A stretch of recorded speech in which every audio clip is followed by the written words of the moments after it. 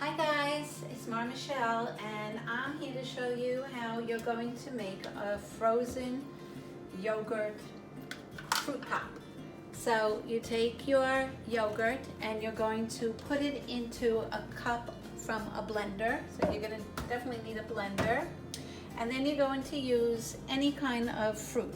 I choose mango and strawberries that I keep frozen in my freezer. I have a couple of blueberries, and I like to add a half of a banana. I'm gonna add some more yogurt to it, so it's gonna be nice and thick. And close it up. And with Mommy's help, you're going to put it on top of your Ninja or your blender or whatever you have.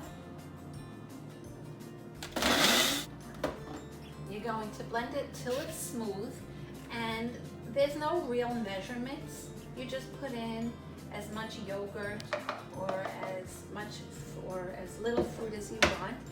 And now you're going to take your mold and do it like this so you can see. I'm pouring it into my mold, and you see it's nice and smooth. Now I'm going to cover my mold. And now I'm going to put it into the freezer for a couple of hours.